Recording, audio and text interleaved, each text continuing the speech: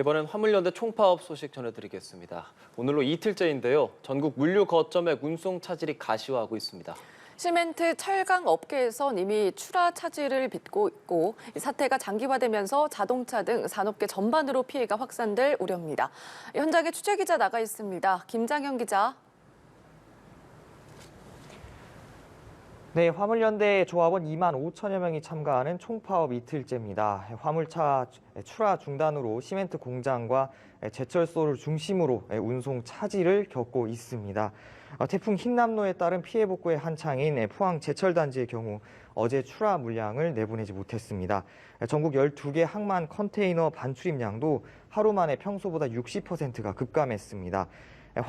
무역협회가 기업들의 피해를 접수한 결과 하루 만에 원자재 조달 차질, 생산 중단, 그리고 납품 지연과 위약금 발생 등 총 32건의 피해가 확인됐습니다.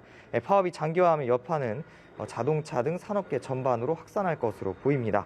정부는 업무 개시 명령 발동을 예고하며 강경 대응하겠다는 입장입니다. 하지만 거리에 따라 최소 운송비를 보장하는 안전운임제를 두고 정부는 3년 연장을, 화물연대는 영구 시행과 대상 확대를 주장하며 입장이 좁혀지지 않고 있습니다.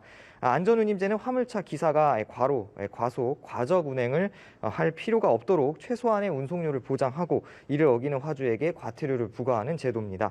정부는 산업통상자원부 1차관을 반장으로 하는 비상대책반을 구성하고 철강과 자동차, 석유화학을 비롯해 정유, 전력 등 에너지 분야 유관 부서가 참여해 피해 대응 체계를 강화할 예정입니다. 이렇게 입장차가 다른 상황에서 경제계는 복합 위기를 맞아서 우리 경제가 큰 어려움에 처해 있다면서 화물연대 총파업 철회를 요구하고 있죠. 네, 5달 만에 화물연대 총파업에 경제계는 촉각을 곤두세우고 있습니다.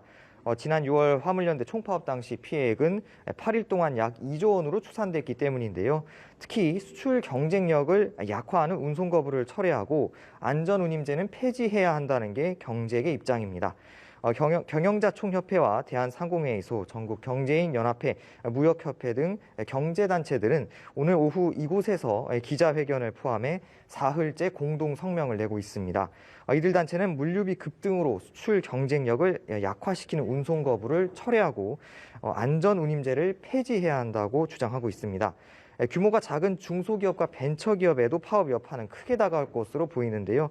10개 중소기업 관련 단체도 입장문을 내고 화물연대 총파업이 영세 기업의 경영난을 가중할 것이라며 하루빨리 운송 거부를 철회하라고 촉구하고 있습니다. 3고 복합 위기에 경제가 큰 어려움을 겪고 있는 상황에서 우리 경제의 발목을 잡는 화물연대 총파업은 당장 철회돼야 한다는 입장입니다. 지금까지 한국경영자총협회에서 전해드렸습니다.